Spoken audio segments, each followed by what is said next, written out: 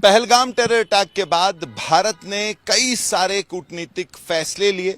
इसको कईयों ने डिप्लोमेटिक ऑफेंसिव कहा पाकिस्तान के खिलाफ। मंशा ये कि पाकिस्तान को दिखाया जाए कि जो वो टेरर अटैक जम्मू कश्मीर में करा रहा है, जो एड और एबेट कर रहा है, जो आतंकी हमले हैं, अब भारत वो बर्दाश्त नहीं करेगा। तो जो पहला उसमें एक स्टेप था वो था डिप्लोमेटिक ऑफेंसिव, और उसमें सबसे इंपॉर्टेंट इंडस वाटर ट्रीटी जो कि भारत ने सस्पेंड कर दी। और इंडस वाटर ट्रीटी की बात करें तो जो पानी रोकने की बात है वो सबसे ज्यादा पाकिस्तान को अभी खल रही है। एक के बाद एक वहां से जो है बयान आ रहे हैं।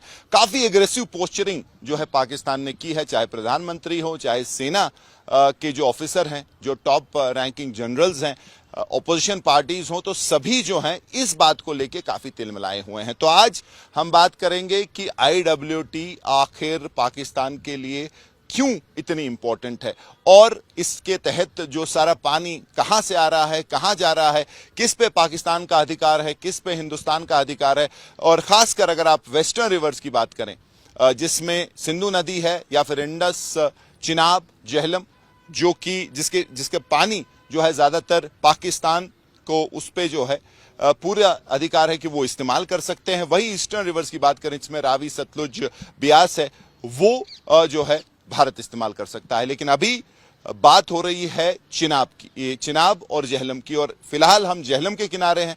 और जेहलम जो कि इनमें से सबसे बड़ी नदी आप इसको कह सकते हैं, इसका सोर्स जो है पीर पंचाल से आता है, वेरीनाग से आता है, और फिर दक्षिणी कश्मीर से होते हुए कई सारी ट्रिब्यूटरीज, जिसमें वैश्यू है, ब्रिंगी नाला है, और कई सारी ट्रिब्यूटरीज संगम बन के ये जो मेरे पीछे आप जेहलम देख रहे हैं, ये कई सारी ट्रिब्यूटरीज का मिला के पानी यहां से जो है नॉर्थ की तरफ जाता है। नॉर्थ जब हम कहते हैं शादीपुरा, जो इंडस है या फिर सिंधु नदी, जो कि किशनगंगा, और जो किशनगंगा इधर से कहते हैं, नीलम उस तरफ से कहते हैं, वो बहते हुए आती है। और उस पे किशनगंगा प्रोजेक्ट भी गुरेज में भारत ने बनाया है। आगे वुल्लर बराज जो कि मंशा थी भारत की, वो बनाए 2012 में, उसका काम रुका क्योंकि इसी वजह से जो है 10 से 12 उन दिनों गनमैन आए, उन्होंने वुल्लर बराज के बाद जो है काम रोका, वहां कुछ ब्लास्ट भी किए, और उसके बाद वो काम जो है डिरेल हो गया। लेकिन आज हम बात करेंगे चिनाब की, और ओवरऑल कैसे जो भारत चाहता है कि पानी के जरिए पाकिस्तान को अंडर प्रेशर किया जाए, और फोर्स किया जाए कि जो उसकी एक पॉलिसी रही है कि ब्लीड इंडिया थ्रू 1000 कट्स की, छोटे छोटे कट से इंडिया को जो है खिलाफ काम करते रहे, और उसमें सबसे बड़ा जो मिलिटेंसी या टेररिज्म की बात करें उसको बढ़ावा देना। हमारे साथ हैं एजाज रसूल साहब, जो कि इन सारे मुद्दों पे एक्सपर्टीज जो है उनकी है। पूरी जिंदगी इन्होंने जो है, अगर इनकी सर्विस लाइफ की बात करें तो यही जो पानी की बात करें, PHE हो या इरिगेशन हो, या फिर जो अलग अलग रिवर्स हैं, उनका जो पानी कहाँ से आता है, कैसे उसकी जो मैनेजमेंट है वो देखी है। और आज भी ये उन्हीं चीज़ों में लगे हैं जिसमें खासकर जो वाटर कंजर्वेशन है, या फिर जो पोल्यूशन को कैसे रोकना है, पानी को कैसे बचाना है, और जो वेटलैंड्स हैं उन पे भी इन्होंने काफ़ी काम किया है। लेकिन आज हम इनसे बात करेंगे। सर, सबसे पहले बहुत बहुत शुक्रिया, आपने टाइम निकाला, हमसे बात की, आज तक से बात की। तो पहले आपसे जानना चाहेंगे इंडस वाटर ट्रीटी के बारे में, कि आज तो छाई हुई है ये बात कि भारत IWT के जरिए पाकिस्तान प्रेशर डालना चाहता है, ये भी सस्पेंड भी कर दिया है। तो थोड़ा बताइए, जो खासकर जेहलम की हम बात करेंगे, या फिर जो वेस्टर्न रिवर्स हैं, सिंधु है, चिनाब है, कहाँ का ओरिजिन है, कहाँ जाता है, और कौन सी मेन इनमें ट्रिब्यूटरीज हैं? देखिए, पहले मैं आपको ये बता दूं कि इंडस वाटर ट्रीटी जो है ये 1960 के अंदर दो मुल्कों के बीच में यूनाइटेड नेशन की वसासत से आर्बिट्रेट करके लागू की गई। और दोनों कंट्रीज़ के प्राइम मिनिस्टर जो हैं, जवाहरलाल नेहरू साहब हमारे प्राइम मिनिस्टर थे और अयूब खान वहाँ के प्राइम मिनिस्टर थे, इन्होंने इस पर सिग्नेचर्स किए थे। और मकसद इसका ये था कि जितना भी पानी हमारा इस वैली में आता है, जेहलम बेसिन में या चिनाब बेसिन में या इंडस का जितना भी पानी आता है, इसको प्रॉपर तरीके से, ऑप्टिमम तरीके से इस्तेमाल किया जाए, जरूरत के मुताबिक दोनों कंट्रीज आपस में करें, बांटें इसको इस तरीके से कि उनकी जरूरतें जो हैं वो पूरी हों। उस वक्त इतना इंफ्रास्ट्रक्चर नहीं था, ज्यादा जोर जो था वो इरिगेशन वाटर्स के ऊपर था। आपाशी जो थी वो दोनों मुल्कों में ज्यादा अहमियत की थी पानी के लिहाज से, और इतने कोई डैम्स वगैरह नहीं थे जैसे तरबेला और मंगला उनके बाद में बने हैं वो सारे, और यहाँ भी इतने जो हमारे पावर हाउस नहीं थे, ना कोई स्टोरेज स्कीम हमारी यहाँ थी। तो इन दो के लिए ये आहिस्ता आहिस्ता ये डेवलप हो गया ये भी सारे, और ये बढ़ता गया। तो इसी इंडस वाटर ट्रीटी के हिसाब से इसके दो कंपोनेंट बनते हैं। एक तो नेचुरल वाटर्स हैं, और नेचुरल वाटर्स वो हैं जो कि स्नो मेल्ट से या बारिशों की वजह से या ग्लेशियर्स के मेल्ट थॉइंग की वजह से इन नालों में आते हैं और कंट्रीब्यूट होते हैं। वो तो एक नेचुरल एक्टिविटी है, और उस नेचुरल एक्टिविटी जो है वो, क्योंकि हम अपस्ट्रीम पे हैं, हम ऊंचाई पर हैं, ये जब नीचे जाता है तो हम लोगों को इसके ऊपर कोई स्टोरेज करने का अधिकार नहीं दिया गया इंडस वाटर ट्रीटी में। और लेकिन पाकिस्तान को अक्रॉस उनको पूरा हक है इसके ऊपर। सबसे ज्यादा 133 million acre feet per year जो है पानी, इसका जो अंदाजा लगाया गया है वो पाकिस्तान इस्तेमाल करता है, और हमको उसमें से बहुत थोड़ा सा दिया गया है मिनी स्कूल 3.86, जो हमारे चनाब बेसिन या जेहलम बेसिन, लद्दाख बेसिन, इन सब से हम जिसको इस्तेमाल कर सकते हैं उस वक्त ट्रीटी के तहत। उसकी वजह से हमारे यहाँ अगर आप देखोगे तो इरिगेशन जो है, जितना हमारा पोटेंशियल इरिगेशन का है उतना डेवलप हो नहीं पाया अभी तक। तो इरिगेशन की डिमांड अभी भी पूरी नहीं हो सकती। आप ये कह रहे हैं कि काफी उस वजह से खासकर कश्मीर को नुकसान हुआ? खासकर कश्मीर को नुकसान हुआ। और इसी तरह हमारे जो यहाँ पावर हाउस बने वो सब रन ऑफ द रिवर बने, यानी जितना पानी अवेलेबल है उसमें सिर्फ चनाब में हमको इजाजत दी गई कि चनाब में हमारा इसमें से एक रेगुलेटेड पोर्शन दिया गया जिसको कि हम चनाब में पखुलदल या बागलियार या आपका स्वालकोट के जो प्रोजेक्ट्स हैं उसमें हम इसको इस्तेमाल करके और बिजली फराहम करें, और बाद में उसके टेल रेस भी सब इसी में बहकर और पाकिस्तान ही जाते हैं। तो इस वक्त जो ये वेस्टर्न रिवर्स की मैं बात कर रहा हूँ, ईस्टर्न रिवर्स जो हैं उसमें तो ऑलरेडी ज़्यादा पोर्शनिंग की गई है, इंडिया को दिया गया है। Some portion of it has been given to India, 33 million acre feet of storage, जिसमें कि वो इस्तेमाल कर सकते हैं इरिगेशन या पावर हाउस वगैरह के लिए। तो वो इंडिया कर रहा है, अभी भी इंडिया पूरी यूटिलाइजेशन उसकी नहीं कर पा रहा है क्योंकि उतना इंफ्रास्ट्रक्चर स्टोरेज का उनके पास अभी नहीं है। अब ये जो इस वक्त इंडस वाटर ट्रीटी की बात हुई कि साहब हम इसको अबेंस में रखते हैं, तो ये एक बायलैटरल ट्रीटी है जो कि दो मुल्कों के बीच में की गई है, एक इंटरनेशनल ट्रीटी है, और इसमें अगर एक फरीक इसमें से ऐसा करता है तो दूसरे फरीक को भी चांस मिलता है उस पर रिप्रेजेंट करने के लिए। ऑलरेडी दो एब्रेशंस हमारे अपने वक्त में हिस्टोरिकल वही मैं आपसे पूछने वाला था, जो वुलर बराज है या फिर जो किशनगंगा पावर प्रोजेक्ट है जो सिंधु नदी गुरेज से आती है, जिसको आप पाकिस्तान वाले नीलम कहते हैं, तो किशनगंगा पे प्रोजेक्ट बना, वुलर बराज बनाने की कोशिश की गई, यानी कि वुलर पे पानी को रोकने की जो एक लेमैन लैंग्वेज में कोशिश की गई। लेकिन 2012 में उसमें भी जो है एक किस्म से अटैक हुआ, 10-12 गनमैन आए थे और उसको रोका गया उस काम को, और तब से वो डिरेल्ड ही है। तो उसके बारे में थोड़ा बताइए। देखें, उसमें जो वुलर बराज का प्रोजेक्ट बनाया गया था, एक्चुअली वो इस वास्ते बनाया गया था कि जो हमारा पावर हाउस का सिस्टम है बिलो बारामूला, उड़ी में जो हमारे उड़ी स्टेज 1, उड़ी स्टेज 2, महुरा और वो पावर हाउसेस हैं, उनकी जो जनरेशन है पावर की वो पूरी हो, और वो 500 मेगावाट की जो उनकी कैपेसिटी है वो तभी होगी जब हमारे पास स्टोरेज अवेलेबल है जिसमें हम पानी जमा करें, और लीन पीरियड में जब स्टोरेज में से पानी लेकर और वो सारा हम वहाँ उसको यूज़ करें और वो यूटिलाइज करें पावर जनरेशन में। लेकिन जो ही वुलर तुलबुल नेविगेशन प्रोजेक्ट के नाम से जो वुलर बराज का प्रोजेक्ट बनाया गया और उस पर काम शुरू हुआ, तो उसके 1 साल के दौरान ही उसमें ऑब्जेक्शन शुरू हो गई, और वो जो हमारे इंटरनेशनल कोर्ट्स हैं ओसला के, और उसमें जाके उसमें उन्होंने पिटीशन कर दी कि साहब ये स्टोरेज जो है ये ज़्यादा है, इंडस वाटर ट्रीटी की स्टोरेज जितनी करनी है उससे ज़्यादा है, तो ये नहीं कर सकते।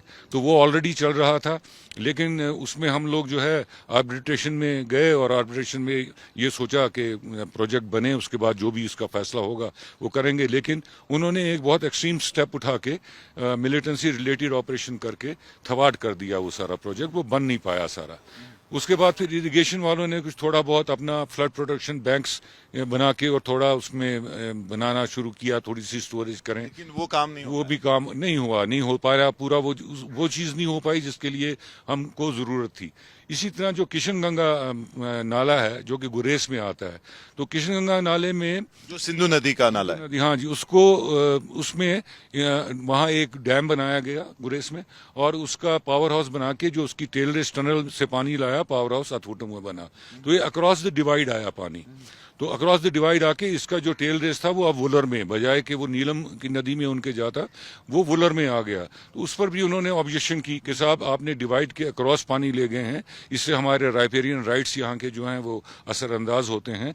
तो अगेन वो केस भी जो है वो इंटरनेशनल कोर्ट ऑफ हेग और ओस्लो में उसकी एजुकेशन अभी वो भी केस अभी अंडर वो चल हाँ, अभी उस पर कोई फैसला नहीं हुआ, लेकिन जो पावर हाउस हमारा था वो इसका जो किशनगंगा का है वो जनरेट कर रहा है और उसकी टेल रेस का पानी वुलर के अंदर आ रहा है। तो ये हमारा सिस्टम है सारा, और यही पानी सारा मिलके यहाँ तो आप देख रहे हैं बिल्कुल स्लगिश फ्लो है झेलम का, क्योंकि हमारी कप शेप एग्जैक्टली वही मैं पूछना चाहता था। ये जो झेलम है आप कह रहे हैं यहाँ से डाउन स्ट्रीम है और आगे जो सिंधु नदी है उसके पानी के साथ शादीपुरा में मिलता है, तो फिर उसके बाद आगे ये पाकिस्तान में कहाँ एंटर होता है और वहां कहाँ कहाँ जाता है? जी देखें, यहाँ तो पहले हमारी जो वैली यहाँ की है, जहाँ से वेरीनाग से आपने जैसे बताया पानी आता है पीर पंचाल रेंज की तमाम दरियाओं का और कैचमेंट का, और वो झेलम में आता है, और फिर झेलम के साथ और नदियाँ जितनी भी ट्रिब्यूटरीज हैं लेफ्ट एंड राइट साइड की वो सब मिलती हैं। हाई आल्टीट्यूड लेक्स जो हमारी हैं, कौसरनाग और लिदर की और कोल्हाई ग्लेशियर वगैरह, इनका सबका पानी इसमें आके समाता है, और ये फिर नीचे आके जिसको यहाँ से बहता है तो आगे जाके शादीपुरा में सिंध नाला जो है वो इसके साथ मर्ज करता है, और ये मर्ज किया हुआ पानी जो है ये आगे अशम हाकबारा से होकर और बानियारी में जाके ये वुलर लेक के अंदर दाखिल होता है। और वुलर लेक जो है वो एक एब्जॉर्प्शन बेसिन है at the head of the river, और उसमें एक कैपेसिटी थी कि ये पानी उसके अंदर समाए। लेकिन 2014 के फ्लड से पहले भी हमने जब वहाँ वुलर का प्रोजेक्ट बनाया तो हमने ये देखा कि अब 30% उसकी जो वॉल्यूमेट्रिक कैपेसिटी थी, स्टोरेज करने की कैपेसिटी थी, वो 30 साल में हम लूज कर बैठे हैं सिल्टेशन की वजह से। जो कैचमेंट से सिल्ट आती है वो रिवर को भी सिल्ट करती है। आप कह रहे हैं वुलर जो आउट ऑफ 100 सिर्फ 70% स्टोरेज है, 30% खत्म। बिल्कुल, और वुलर में क्योंकि 30% लॉस है तो वहां अब ये ना वो एब्जॉर्प्शन बेसिन रही, ना उसमें इतना पानी हम समा सकते हैं। उसमें कुछ ड्रजिंग के काम वुलर प्रोजेक्ट के तहत किए गए, 2007 से वो शुरू हुए थे, लेकिन अभी भी वो पूरे मुकम्मल नहीं हुए, और कोई हमने उसका ऐसा नहीं देखा अंदिया कि जिससे हम ये अंदाज़ा लगाएं कि ये स्टोरेज हमने रिकवर की है जो उसका मकसद था। और उसमें जो 2014 का फ्लड आया जिसमें कि गांव बह गए, कल्वर्ट्स बह गए, ब्रिज बह गए, वो सारा मलबा भी उसी में है। तो उसके बाद वो पानी फिर कहाँ जाता है? वो पानी उसके बाद फिर बारामूला से होते हुए, यहाँ की तो बिल्कुल फ्लैट टेरेन है, 1 in 1000, 1 in 1200, उसके बाद सोपोर से ये जो है इसकी स्टीपनेस जो है वो भरनी शुरू हो जाती है। और जब आप खादन यार में जाते हैं बारामूला उड़ी के पास, तो वहां से ये रैपिड्स में चला जाता है, बिल्कुल पथरीला एक नाला पीओके में रैपिड्स में चला जाता है, और वहां फिर उनका एक पूरा सिस्टम है, तरबेला डैम है, मंगला डैम है, जहां इसका पानी को स्टोर किया जाता है। अब हमारा जो ये नेचुरल वाटर है वो तो सारा पाकिस्तान को मैक्सिमम जाता है, हमको रेगुलेशन का बहुत कम दिया गया है, वो उन डैम्स को वहाँ फीड करता है। और अनरेगुलेटेड फ्लो जो हमारा बाकी है जिसमें कि हम यूज़ करते हैं चनाब वगैरह का, उसके टेल रेसेस भी वहीं जाते हैं, और सतलुज ब्यास रावी तो ऑलरेडी वहाँ से है, वो भी उनका हम थोड़ा सा उसको यूटिलाइज करते हैं। इंडिया भी पूरा कह रहे हैं मैक्सिमम एडवांटेज अगर आप आउट ऑफ 100 ले लें इन 6 दरियाओं की, चाहे वेस्टर्न या ईस्टर्न, तो कितना इंडिया को फायदा, कितना पाकिस्तान को मैक्सिमम फायदा है? हमारा तो बिल्कुल बहुत कम है। नहीं, बिल्कुल आई थिंक अबाउट 85% तो उन्हीं को सारा जाता है, और हमारा बिल्कुल कम है उसमें से। तो इसीलिए ये भी कहा जाता है कि साहब ये जो ट्रीटी है इससे हमारे कश्मीर रीजन में, लद्दाख की यूटी और कश्मीर की जम्मू कश्मीर यूटी में इसका सबसे ज्यादा असर जो है चनाब वगैरह में हम पर पड़ा है, क्योंकि हम स्टोरेजेस नहीं कर पाए, और ना हमारे पास इसको वुलर में इतना कैपेसिटी है कि हम वहाँ कुछ स्टोरेज कर पाए। अब अगर हम कहते हैं कि साहब इसको मेरा वही सवाल अब आपसे होगा कि फॉर एग्जांपल जो भारत कह रहा है इस वक्त कि हम पानी रोकेंगे, एज एन एक्सपर्ट हम प्योरली टेक्निकलिटीज की बात कर रहे हैं क्योंकि आपको ग्राउंड सिचुएशन पता है, ऐसा हो सकता है पानी अगर रुकना है कैसे रुकेगा, और अगर वो इंफ्रास्ट्रक्चर बनाना है तो कितना टाइम उसमें लगेगा, कितना पैसा लगेगा, और सबसे ज्यादा इन सारे रिवर्स में से कौन सा फिजिबल है जहां ऐसा कुछ हो सकता है? देखिए, ये एक बहुत ज़रूरी सवाल आपने पूछा। जो हमारे वेस्टर्न रिवर्स हैं, उसमें चनाब में अगर आप देखेंगे तो बागलियार ले लीजिए, पकुलडल ले लीजिए, स्वालकोट ले लीजिए, एडवांस स्टेजेस में हैं। वहाँ तो हमारे पास स्टोरेजेस करने की इजाज़त है, लेकिन रेगुलेटेड स्टोरेजेस करते थे। लेकिन अगर अबेंस में ट्रीटी गई और ट्रीटी का कोई हमने नहीं किया और हमने इस ट्रीटी को वायलेट करना शुरू किया, तो हम वहाँ अपनी स्टोरेजेस बढ़ा सकते हैं। उससे पाकिस्तान को असर पड़ेगा सोइंग सीजन में, जबकि पानी इतना उनको ज़्यादा ज़रूरत होती है और इतना अवेलेबल नहीं होता है। तो जो हमारी रेगुलेशन के तहत ये ट्रीटी में बताया गया कि कितना हमने छोड़ना है, वो हम ना छोड़ें, रोक दें, उसको तो हम रोक सकते हैं और उससे उनके एग्रीकल्चर पे बहुत ही बुरा असर पड़ेगा। तो उसको रोकना रियलिस्टिक है, कैसे रुक सकेगा? नहीं, अब अगर गवर्नमेंट की पॉलिसी हो उसको रोकना, तो वो रोकेंगे। जिस हद तक उनके पास स्टोरेजेस हैं उसको रोकेंगे। तो आप कह रहे हैं चिनाब पे सबसे ज्यादा पॉसिबल है? जी, स्पीड अप करेंगे, उन सारे स्टोरेजेस प्रोजेक्ट्स को स्पीड अप कर सकते हैं। उसमें ज्यादा टाइम नहीं लगेगा वहां स्टोरेजेस बनाने के अंदर, और उसकी वजह से क्रिएट हो सकती है प्रॉब्लम सोइंग सीजन में जब पानी की कमी होती है। तो इंडस और अगर हम झेलम की बात करें, इंडस और झेलम में क्योंकि पूरा तो उन्हीं के पास जाता है, अभी भी यहाँ हमारे पास स्टोरेज का कोई साधन है नहीं। लेकिन यहाँ अगर प्रोजेक्ट्स बनाएंगे उनको काफ़ी टाइम लगेगा बनाने के लिए, क्योंकि एक तो हमने पहले देखना है कि कहाँ बनाएं, किस तरह बनाएं और कितना स्टोरेज कर सकें। तो जो हमारे पास नेचुरल टेरेन्स हैं यहाँ, उसमें तो हम देखेंगे कि खास इसमें इतना हो नहीं सकता। लेकिन एक प्रोजेक्ट है जिस पर कि गवर्नमेंट काम कर रही है, जिसको flood recovery project of river Jhelum phase 2 कहते हैं। वो एक इब्तिसा की फर्म है जिसको दिया गया है 20 years vision plan flood recovery के हिसाब से। उसमें उन्होंने सारे झेलम, इसकी ट्रिब्यूटरीज, इसके कैचमेंट और इसका सारा मुआयना लेके उन्होंने बताना है कि हम इसके कैचमेंट में किस किस जगह पर थोड़ी छोटी स्टोरेजेस कर सकें, जो हम जिसका ड्रॉट हो और पानी की कमी हो तो वहां से पानी रिलीज किया जाए। और वो एक प्रिल्यूड बनेगा वाटर पॉलिसी ऑफ J&K के वास्ते।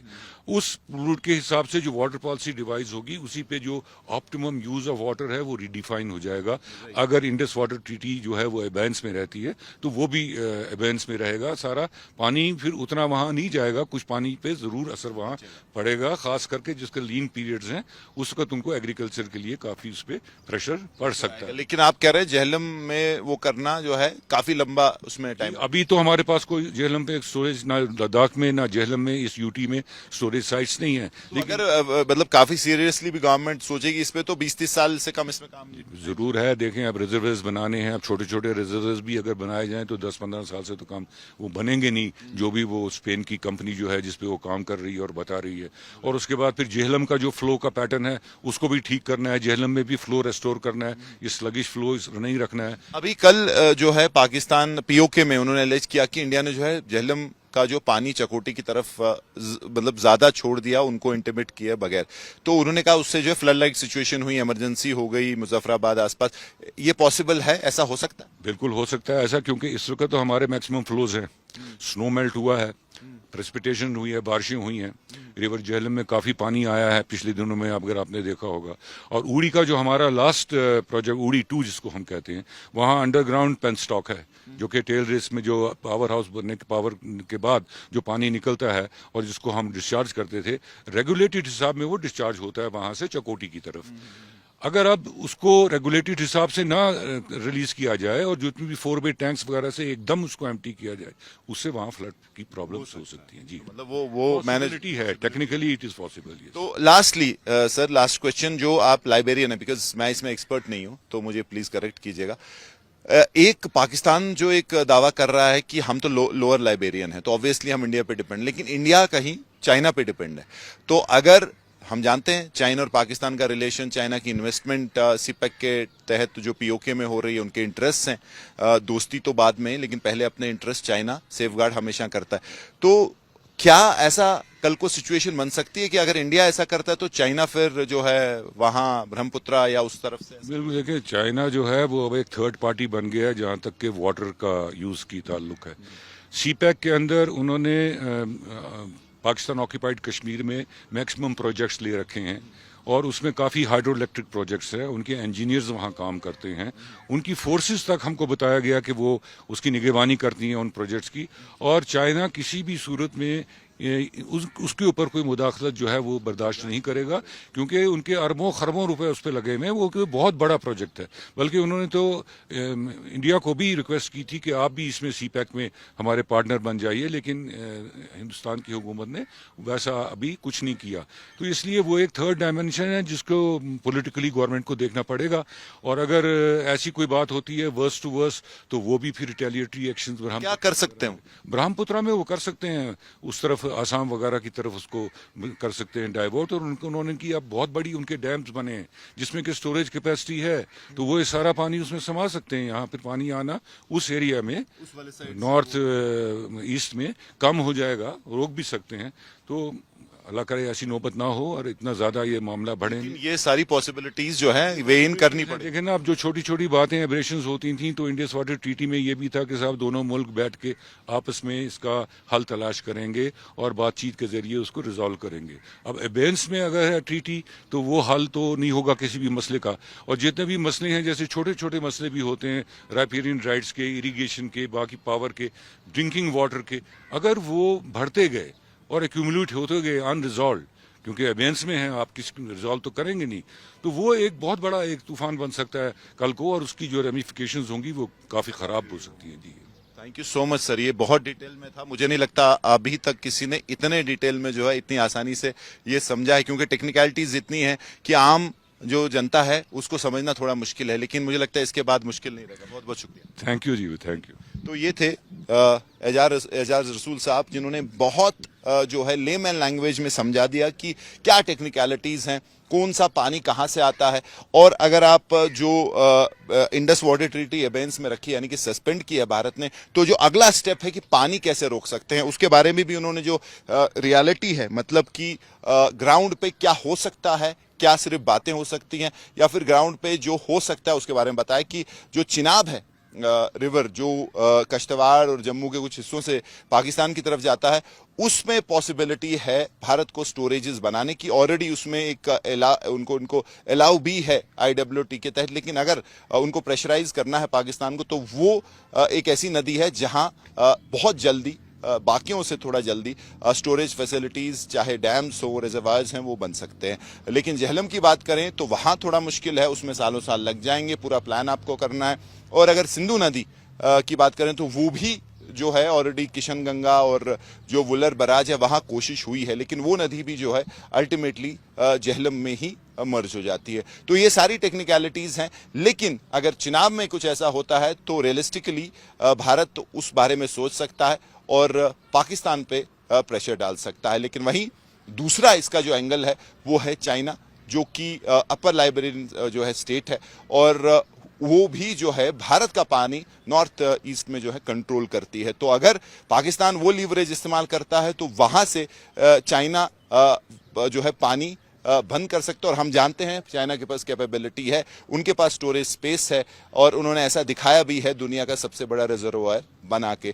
तो ये सारी जो टेक्निकलिटीज हैं, इसमें काफी पेचीदगियां भी हैं। जो दिख रहा है उतना आसान नहीं है, लेकिन अगर आप जो वेस्टर्न रिवर्स हैं, चाहे आप चिनाब की बात करें, सिंधु नदी की बात करें, या झेलम की बात करें, उसमें से अगर कोई नदी है जिसमें भारत कुछ कर सकता है, जो अभी सोच बन रही है वो है चिनाब, जहां ऑलरेडी स्टोरेज स्पेसेस बनी हैं कुछ पावर प्रोजेक्ट्स की, उधर जो है प्रेशराइज कर सकता है। वहां रियलिस्टिकली कुछ आगे बहुत जल्दी बन सकता है। लेकिन बाकी नदियों की बात करें तो फिलहाल वो मुश्किल है, वो एक बहुत लंबा प्लान है। कैंपस से मुजफ्फर अहमद के साथ मीर फरीद, श्रीनगर, आज तक।